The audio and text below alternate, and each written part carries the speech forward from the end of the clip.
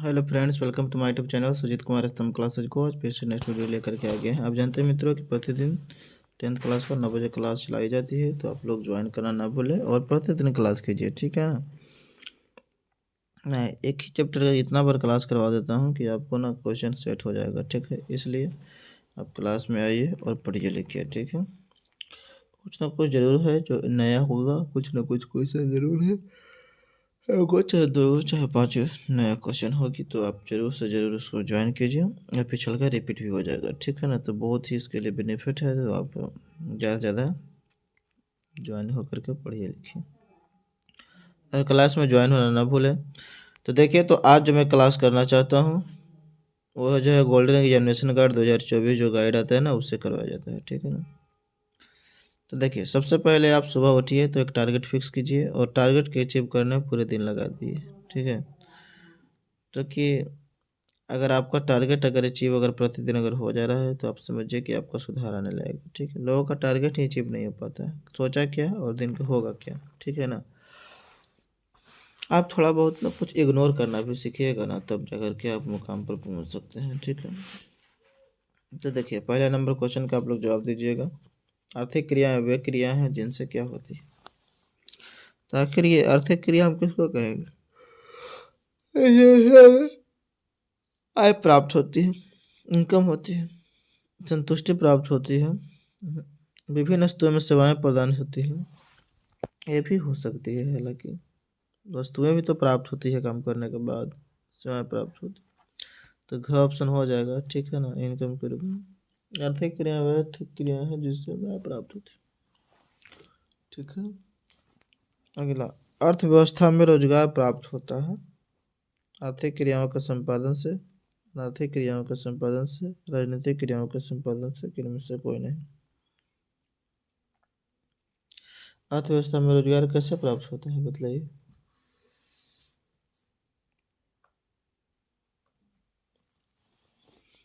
Question number देख करके option type कीजिए। तो बिल्कुल दिखाई दे रहा है कि अर्थव्यवस्था में रोजगार प्राप्त करना है। रोजगार बोले तो है ना, काम करिएगा तो कुछ पैसे आएंगे, मतलब आर्थिक क्रियाओं का संपादन करना। आर्थिक, रुपये पैसे धन दौलत, अर्थव्यवस्था का मुख्य कार्य क्या है बताइए। अर्थव्यवस्था का प्रमुख कार्य क्या है बताइए। लोगों की आवश्यकताओं की पूर्ति के लिए उत्पादन करना, लोगों को रोजगार का अवसर प्रदान करना, लोगों को आजीविका प्रदान करना, इनमें से सभी बताइए। अर्थव्यवस्था का प्रमुख कार्य है।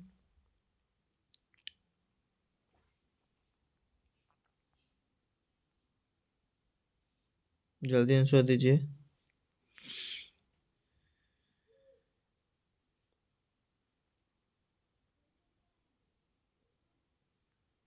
बिल्कुल सही जवाब है यार। तीसरा का घर मतलब तीनों सही हो जाएगा, ठीक है ना। लोगों की आवश्यकताओं की पूर्ति के लिए उत्पादन करना, लोगों के रोजगार का अवसर प्रदान करना, लोगों को आजीविका प्रदान करना, भाई तीनों सही है। चलिए अगला क्वेश्चन, चौथा नंबर। देखिए, इनमें से कौन प्राथमिक क्षेत्र का उत्पाद नहीं है बताइए। इनमें से कौन जो है ना प्राथमिक क्षेत्र का उत्पाद नहीं है बताइए। कृषि उत्पाद, मछली, पशुधन, मवेशी और अन्य उनके उत्पाद या विनिर्माण के उत्पाद। प्राथमिक क्षेत्र का उत्पादन कौन नहीं है? तो कृषि है, ये है मछली है, ये है पशुधन है, ये है मवेशी है, ये उनके उत्पाद है, ये है। तो बिल्कुल सही जवाब हो जाएगा कुछ विनिर्माण। ये जो है ना औद्योगिक क्षेत्र का उत्पाद है। विनिर्माण, निर्माण, बिजली, गैस, ये सब कुछ में आ जाएगा, औद्योगिक में आ जाएगा। 5वां नंबर क्वेश्चन का जवाब दीजिए। भारत के राष्ट्रीय आय में किस क्षेत्र का सर्वाधिक योगदान है बताइए। भारत के राष्ट्रीय आय में किस क्षेत्र का सर्वाधिक योगदान है? तो इसका बिल्कुल सही जवाब हो जाएगा, किस क्षेत्र का सर्वाधिक योगदान है, तो सेवा क्षेत्र, मतलब तृतीय क्षेत्र को सेवा क्षेत्र कहा जाता है। इसका सबसे ज्यादा योगदान है, लगभग 56-57%, 55%। भारत में अंग्रेजों के शासन में क्या बढ़ा बताइए। भारत में अंग्रेजों के शासन में क्या बढ़ा? गरीबी बढ़ गया क्या, शोषण बढ़ गया क्या, अशिक्षा बढ़ गया क्या, इनमें से सभी है। हाँ,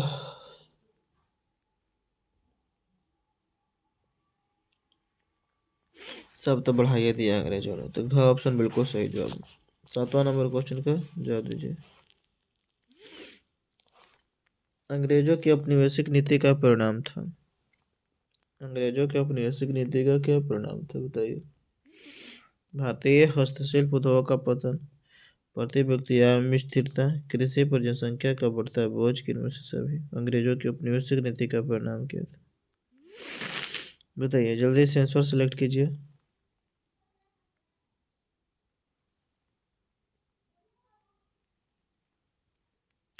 बिल्कुल सही जवाब यार, 7 का डी ऑप्शन, ठीक है। क्या हो जाएगा, भारतीय हस्तशिल्प उद्योग का पतन भी, प्रति व्यक्ति आय में स्थिरता भी आ गई, और कृषि पर जनसंख्या का बोझ भी बढ़ता चला गया।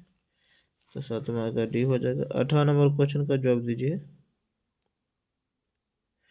भारत लगभग 200 वर्षों तक ब्रिटिश शासन का क्या रहा। निवेश रहा, उपनिवेश था, कि निवेश समझ साझेदार था, कि इनमें से कोई नहीं था बताइए।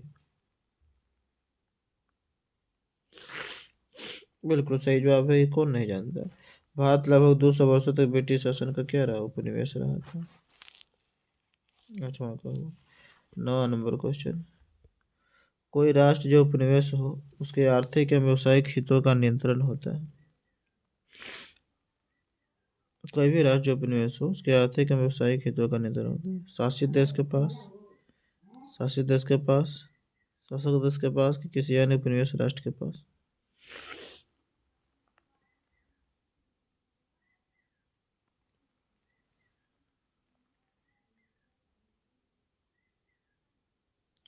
इसका सही उत्तर हो जाएगा शासक देश के पास, मतलब 9वां का ख ऑप्शन बिल्कुल सही जवाब, ठीक है ना, शासक देश। 10वां क्वेश्चन, अर्थव्यवस्था का अर्थ किसी राष्ट्र के संपूर्ण व्यवहार से होता है जिसके आधार पर मानवीय आवश्यकताओं की संतुष्टि के लिए अपने संसाधनों का प्रयोग करते हैं। क्वेश्चन किसका है, बिल्कुल सही जवाब आर्थर लेविस का ही होगा, ठीक है ना। आर्थर लेविस ने इस परिभाषा दिया था, अर्थव्यवस्था आजीविका अर्जन की एक प्रणाली। प्रोफेसर ब्राउन ने परिभाषा दिया था। यही सब तो बात हो जाता है। और चलिए हम लोग पढ़ते हैं 11वां नंबर क्वेश्चन। अरे फिर आ गया यार, यही बताइए, अर्थव्यवस्था आजीविका अर्जन की एक प्रणाली है, एक किसका कथन है बताइए। बताइए, जो माने हैं तो बता ही दीजिए। तो इसका सही जवाब है मित्रों प्रोफेसर ब्राउन। 12वां नंबर क्वेश्चन का जवाब दीजिए। अर्थव्यवस्था के कितने प्रमुख क्षेत्र। बहुत आसान है, आप जवाब दे दीजिएगा। अर्थव्यवस्था के 3 प्रमुख क्षेत्र है, या कि नहीं, प्राथमिक क्षेत्र, द्वितीयक क्षेत्र, तृतीयक क्षेत्र। 13वां नंबर क्वेश्चन का जवाब दीजिए मित्रों। 13वां नंबर क्वेश्चन क्या कहा जा रहा है, द्वितीयक क्षेत्र को कैसा क्षेत्र कहा जाता है बताइए। तो द्वितीयक क्षेत्र को कैसा क्षेत्र कहा जाएगा, औद्योगिक क्षेत्र कहा जाता है ना कि नहीं। और प्राथमिक क्षेत्र को ना कृषि क्षेत्र कहा जाता है, प्राथमिक क्षेत्र, और तृतीयक क्षेत्र को सेवा क्षेत्र कहा जाता है। 14वां नंबर क्वेश्चन का जवाब दीजिए। किस अर्थव्यवस्था में संसाधनों का स्वामित्व सरकार तथा व्यक्तियों निजी क्षेत्रों के पास ही होती है। पूंजीवादी अर्थव्यवस्था में, समाजवादी अर्थव्यवस्था में, विकसित अर्थव्यवस्था में से कोई नहीं बताइए जल्दी से। कल से जो क्लास होगी वो ज्योग्राफी के फर्स्ट चैप्टर का होगा, ठीक है, तो आप लोग रेडी रहिए। किस अर्थव्यवस्था में संसाधनों का स्वामित्व सरकार तथा व्यक्तियों निजी क्षेत्रों के पास होती है। पूंजीवादी अर्थव्यवस्था में, समाजवादी अर्थव्यवस्था में, मिश्रित अर्थव्यवस्था में, किनमें से कोई नहीं। बिल्कुल सही जवाब है कि किस अर्थव्यवस्था में संसाधनों का स्वामित्व सरकार तथा व्यक्ति, है ना, निजी दोनों के पास रहेगा तो मिश्रित अर्थव्यवस्था होगा, जो कि भारत में भी है।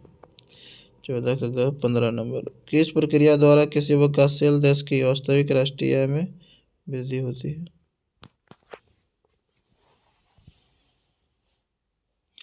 तो देखो, आप जानते हैं कि विकासशील देश में अगर राष्ट्रीय आय में वृद्धि अगर होती है तो आर्थिक विकास का सूचक। अगर विकसित देश की वास्तविक राष्ट्रीय आय में आर्थिक वृद्धि का सूचक है। 16 नंबर क्वेश्चन का जवाब दीजिए। किस शब्द का प्रयोग केवल विकासशील अर्थव्यवस्था के संदर्भ में किया जाता है? तो आर्थिक विकास, जस्ट एक जैसन क्वेश्चन बना दिया गया। 17 नंबर क्वेश्चन का जवाब दीजिए। पूंजीवादी अर्थव्यवस्था का उदाहरण है, बताइए। पूंजीवादी अर्थव्यवस्था में उत्पादन से संसाधन। अच्छा, पूंजीवादी अर्थव्यवस्था का उदाहरण चीन, क्यूबा, अमेरिका, भारत। अमेरिका ही तो ऐसा देश है जहाँ पर पूंजीवादी अर्थव्यवस्था है। चीन और क्यूबा में जो है समाजवादी है, और भारत में मिश्रित अर्थव्यवस्था। 18वां क्वेश्चन का जवाब देंगे आप लोग। 18 नंबर क्वेश्चन। समाजवादी अर्थव्यवस्था में उत्पादन के संसाधनों का स्वामित्व होता है किसके पास? निजी व्यक्तियों के पास, देश की सरकार के पास, सरकार तथा निजी व्यक्तियों के पास, कि दूसरे देश की सरकार के पास? बताइए जल्दी से।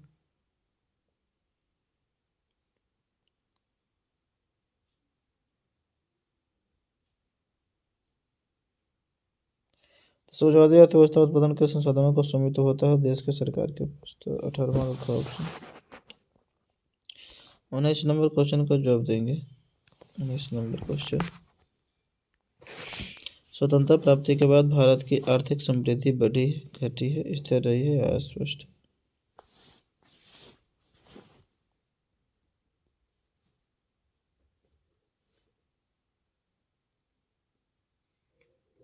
तो जल्दी से इस प्रश्न का उत्तर दीजिएगा मतलब, और केवल क्वेश्चन नंबर टाइप कीजिए ना, क्वेश्चन नंबर टाइप करके केवल आंसर दीजिए।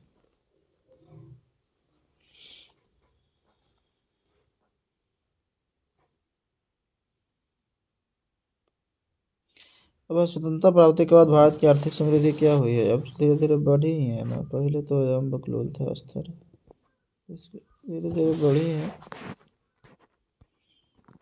20वां नंबर क्वेश्चन का जवाब दीजिए। भारत एक कुछ ही है, बताओ ना जी। क्वेश्चन तो बार बार ऐसे ही बोल देता हूँ। भारत में क्या है? मिश्रित अर्थव्यवस्था यार, और क्या है? वो में शक है। किस शब्द का प्रयोग विकसित देशों के वास्तविक राष्ट्रीय आय में वृद्धि के लिए किया जाता है? तो एक में कौन सी बड़ी बात है? अभी ना आया था, तो आप देख कर आंसर दे दीजिए। कौन हो जाएगा? आर्थिक वृद्धि हो जाएगा, ऑप्शन हो जाएगा। किसके? 22 नंबर। किस विकास पद्धति में आगे आने वाली पीढ़ी का ध्यान रखा जाता है? अपन बाल बच्चा का ध्यान रख पे ही हो सतत विकास होते न हो। ओहो, सतत तारणीय विकास का ऑप्शन 22 का जाए। 22वां नंबर। 23वां नंबर क्वेश्चन। यदि समाज के सभी वर्गों का जीवन स्तर ऊंचा होता है तो इसे कहें सतत विकास, समवेशी विकास, आर्थिक वृद्धि, इनमें से कोई नहीं।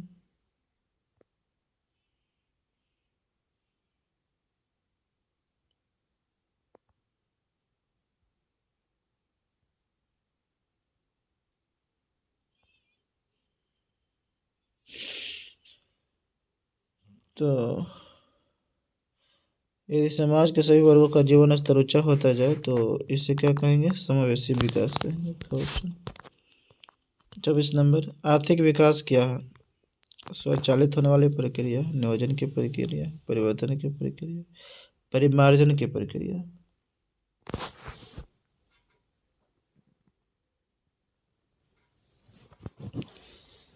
तो आर्थिक विकास क्या? आर्थिक विकास होने से परिवर्तन होती है, चेंज होती है ना।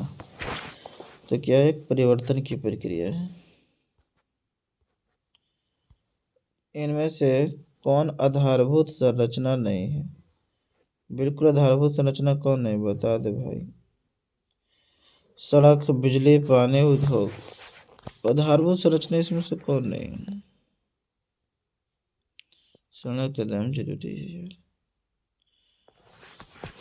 बिजली भी तो चाहिए करी यार, और पानी भी तो एकदम मस्ट है। उद्योग धंधा, और क्या हो जाएगा? तो कौन आधारभूत संरचना नहीं है? उद्योग धंधा नहीं। अगला क्वेश्चन देखिएगा। 26 नंबर। आर्थिक नियोजन किसके अनुसार होता है? बताइए, आर्थिक नियोजन किसके अनुसार? देश की प्राथमिकताओं के आधार पर, देश के संसाधनों के आधार पर, गरीबी के स्तर के आधार पर। इनमें से सभी। तो आर्थिक नियोजन किसके अनुसार होता है?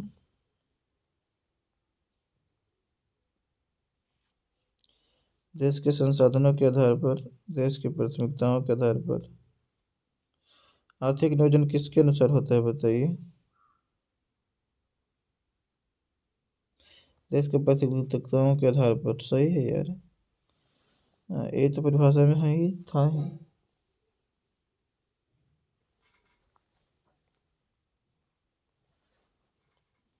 लेकिन जब नियोजन रहता है ना, तो गरीबी के स्तर के आधार पर भी होती है। काहे कि जैसन गरीबी देश के अंदर रहेगा उसने नियोजन तैयार हो जाएगी, है कि नहीं जी?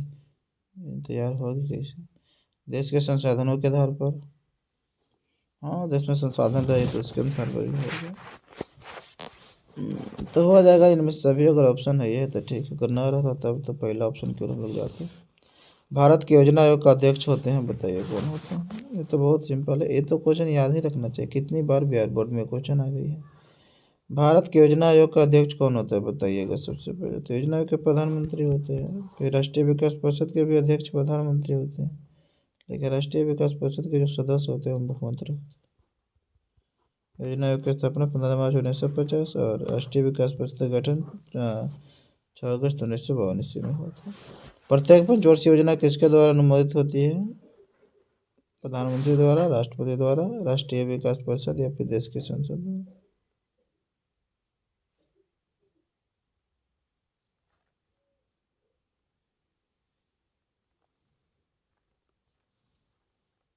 तो देखिए, प्रत्येक पंचवर्षीय योजना किसके द्वारा अनुमोदित करना है ना, तो हालांकि राष्ट्रीय विकास परिषद एनडीसी जो है ना, सहायता करती है योजनाओं को और वहीं से तैयार होती है पंचवर्षीय योजना। तो इस राष्ट्रीय विकास परिषद द्वारा ही अनुमोदित कर दिया जाता है, ठीक है ना। यही बताती है भाई कहाँ पर कैसन है, क्या दिक्कत है, उसी के अनुसार जो है ना वो बनता है पंचवर्षीय योजना। प्रथम पंचवर्षीय योजना का काल था बताइए? 1950 से 55, 1947 से 52, 1951 से 56, 1952 से 57। तो प्रथम पंचवर्षीय योजना जो है ना वो 1951 से 56 तक चला था। 33 होगा ऑप्शन। 30 नंबर क्वेश्चन का जवाब दीजिएगा। प्रति व्यक्ति राष्ट्रीय आय है। प्रति व्यक्ति राष्ट्रीय आय क्या है? राष्ट्रीय आय भाग जनसंख्या। अच्छा, प्रति व्यक्ति आय पूछ रहा है ना, तो राष्ट्रीय आय बेटा वहाँ की कुल जनसंख्या क्या आय का योग व्यक्ति भागा नहीं है, राष्ट्रीय आय में ही जनसंख्या से भाग देवल जाता है, तभी तो आता है प्रति व्यक्ति आय। तो इसका तो सही का ही होगा ना, होगा बिल्कुल सही जवाब का हो जाएगा ना, 30 का ऑप्शन हो जाएगा। 31 नंबर मानव विकास सूचकांक में सम्मिलित है। जीवन प्रत्याशा, जीवन स्तर, शिक्षा प्राप्ति। मानव विकास सूचकांक में सम्मिलित कौन है? इनमें से सभी हो जाएगा। जीवन स्तर, शिक्षा प्राप्ति और जीवन स्तर तीनों हो जाएगा, ठीक है। जीवन प्रत्याशा तीनों। मानव विकास सूचकांक तैयार करता है भाई जी, कौन तैयार करता है मानव विकास सूचकांक? विश्व बैंक, संयुक्त राष्ट्र विकास कार्यक्रम, राष्ट्रीय विकास परिषद। देखिए, मानव विकास सूचकांक तैयार कौन करता है? संयुक्त राष्ट्र विकास कार्यक्रम, ठीक है ना। तो 32 का ऑप्शन। 33 नंबर क्वेश्चन, इनमें कौन कृषि जनित उद्योग नहीं है बताइए? कृषि जनित उद्योग कौन है? टमाटर सॉस है, ये है, अचार है, ये है, तामिल है, ये है। तो लॉ इस्पात नहीं होना चाहिए, है ना बात। तो घ ऑप्शन हो जाएगा। देखिए, कृषि जनित उद्योग उसको कहते हैं जो कच्चा माल ना कृषि क्षेत्र से आता है। तो इसके लिए भी टमाटर चाहिए, अचार चाहिए, आटा मिल में आटा भी चाहिए, है कि नहीं। 34 नंबर क्वेश्चन का जवाब दीजिए। महात्मा गांधी राष्ट्रीय ग्रामीण रोजगार गारंटी अधिनियम किससे संबंधित है बताइए? सार्वजनिक वितरण प्रणाली से है? नहीं यार, 100 दिनों तक निवासता रोजगार की गारंटी से है। ये तो गारंटी देती है यार। 34 का क्या होना चाहिए? ऑप्शन होना चाहिए, ठीक है। 35 नंबर क्वेश्चन का जवाब देखिए। एटीएम का अर्थ क्या होता है? Any time money, all time money, automated teller machine. तो देखिए इसका सही जवाब है कुछ ऑटोमेटेड टेलर मशीन। तो 35 का ऑप्शन है। 36 नंबर, प्लास्टिक मुद्रा किसे कहते हैं? एटीएम कार्ड को, डेबिट कार्ड को, क्रेडिट कार्ड को, कि इनमें से सभी? तो देखो भाई, प्लास्टिक मुद्रा जो कहा जाता है ना, वो सभी को कहा जाता है, तो इनमें से सभी हो जाएगा। 36 नंबर क्वेश्चन। 37 नंबर क्वेश्चन देखिए, बिहार में जीवन यापन का मुख्य साधन क्या है? कृषि है, उद्योग है, व्यापार है, इनमें से सभी बताइए। बिहार में जीवन यापन का मुख्य साधन क्या है? तो बिहार में भाई कृषि के अलावा कुछ है? ये हो जाएगा। 38 नंबर क्वेश्चन का जवाब दीजिए, है ना? 38 का जवाब है, दे दीजिए लगे हाथ। बिहार में किसकी प्रधानता है? उद्योग की है, पशुपालन की है, खनिज की है, कृषि यार कृषि के है। 39 के, बिहार के आर्थिक पिछड़ेपन का प्रमुख कारण क्या है? जनसंख्या में तीव्र वृद्धि, कृषि पर अधिक जनभार, बाढ़ एवं सुखाड़ का प्रकोप। एकदम सभी हो जाएगा। 39 का नहीं, 40 ना बताइएगा अया जी? जी बताइए ना। 40 नंबर क्वेश्चन का आंसर दीजिए ना। काहला बात करते हैं कमेंट बॉक्स में। बिहार झारखंड विभाजन के पश्चात कौन सा उद्योग बिहार में रह गया है? बताइए। बिहार झारखंड विभाजन के पश्चात कौन सा उद्योग बिहार में रह गया है? लौह इस्पात उद्योग, चीनी उद्योग, कपड़ा उद्योग, इनमें से सभी। तो देखिए, बिहार झारखंड अगर विभाजन हुआ ना, उसके बाद चीनी उद्योग तो बच ही गया था, बाकी तो खनिज सब चल गया संग झारखंड में चल गया यार। हाँ, ये उद्योग धंधा स्थापित हुआ ज़्यादा था। इनमें से किसे सेवा क्षेत्र कहा जाता है? तो देखो, ये तीनों तो आपको ऐसे ही याद होगा। तृतीय क्षेत्र को सेवा क्षेत्र, द्वितीय क्षेत्र को औद्योगिक क्षेत्र, और प्राथमिक क्षेत्र को क्या कहा जाता है? कृषि क्षेत्र कहा जाता है। 41 का ग, इनमें से कौन भारतीयों के जीवन निर्वाह का मुख्य साधन बताइए? कृषि है, व्यापार है, उद्योग है, विनिर्माण है। कौन भारतीयों के लिए जीवन निर्वाह का प्रमुख साधन है बताइए? मुख्य साधन यही है, बताइए ना। इनसे कौन भारतीयों के जीवन निर्वाह का मुख्य साधन है? कृषि है, व्यापार है, उद्योग है, विनिर्माण है। भारतीयों के जीवन निर्वाह का मुख्य साधन है, तो देखिए कौन है? कृषि क्षेत्र है। तो सही जवाब हो जाएगा ये ऑप्शन। 43 नंबर, किस क्षेत्र को तृतीय क्षेत्र कहा जाता है? सेवा क्षेत्र, कृषि क्षेत्र, औद्योगिक क्षेत्र। तो हो जाएगा क्या? सेवा क्षेत्र को कहा जाता है तृतीय, तीसरा वाला क्षेत्र। 44 क्वेश्चन, भारत में नीति आयोग की स्थापना कब हुई थी? ऑप्शन है 1950, 1951, 2005, 2015। जल्दी से जवाब दीजिए। तो नीति आयोग की स्थापना 2015 में 1 जनवरी के हुए थे। इनमें से किसे पिछड़ा राज्य कहा जाता है? ऑप्शन है पंजाब को, केरल को, बिहार को, दिल्ली को। ऑप्शन के अकॉर्डिंग हो गया बिहार। बिहार को ना बिल्कुल पिछड़ा राज्य कहा जाता है। बीमार तो बतावे क्या थे? बिहार, मध्य प्रदेश, असम, राजस्थान, उत्तर प्रदेश, उड़ीसा। बीमारू लिख के। प्राथमिक क्षेत्र में कौन सी आर्थिक क्रिया शामिल है? खनन है, विनिर्माण है, यातायात है, संचार। तो प्राथमिक क्षेत्र में कौन सी आर्थिक क्रिया शामिल है मित्रों? तो देखिए, खनन भी तो आ ही जाएगा ना प्राथमिक क्षेत्र में, तो ये ऑप्शन हो जाएगा। चलिए, बाकी संचार सेवा क्षेत्र में हो गया, यातायात सेवा क्षेत्र में हो गया, विनिर्माण उद्योग क्षेत्र में हो गया। निम्नलिखित में से कौन सा देश विकसित अर्थव्यवस्था का उदाहरण है बताइए? Indonesia, Sri Lanka, Bharat, America. America में जो है ना विकसित अर्थव्यवस्था। किस अर्थव्यवस्था में उत्पादन के संदर्भ पर किसी व्यक्ति या निजी संस्था का अधिकार होता है? किसी अर्थव्यवस्था उत्पादन के संदर्भ पर किसी व्यक्ति या निजी संस्था का अधिकार होता है, तो उसको मिश्रित अर्थव्यवस्था का 43 का 49। गरीबी की तुलना किस अर्थशास्त्र ने किया था? अर्थशास्त्र ने कैंसर रोग की तरह किया था। तो बात कुछ नेट ने बोला है जी, गरीबी रोग कैंसर की तरह है ना। सामान्यतः किसी देश का विकास निर्धारित किया जाता है बताइए? किससे किया जाता है? औसत स्वच्छता से, प्रति व्यक्ति आय से, लोगों के स्वास्थ्य की स्थिति से। तो बिल्कुल तीन हो जाएगा। प्रथम मानव विकास रिपोर्ट किसके निर्देशन में तैयार किया गया था? महबूब उल हक। ख ऑप्शन होना चाहिए, ठीक है। प्रथम मानव विकास रिपोर्ट किसके निर्देशन में तैयार की गई थी? तो महबूब उल हक। 51 के ख ऑप्शन। भारत के पड़ोसी देशों में किस देश का प्रति व्यक्ति आय सबसे अधिक है? बताइए, जल्दी से जवाब दीजिए इसका यार।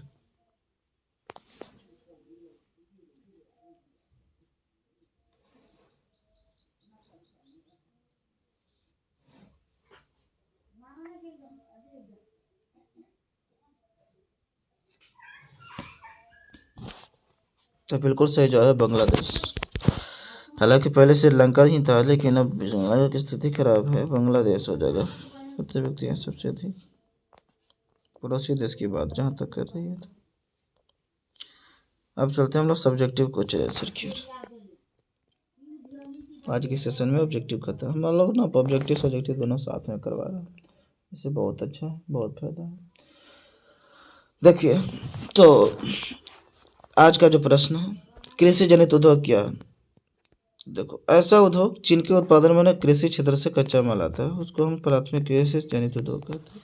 कच्चा माल कहाँ से आता है? कृषि क्षेत्र से आता है, उसी को ना कहा जाएगा यार कृषि जनित उद्योग। कच्चा माल आता है कहाँ से? कृषि क्षेत्र। आम से अचार बनावे वाला कच्चा माल कृषि क्षेत्र से।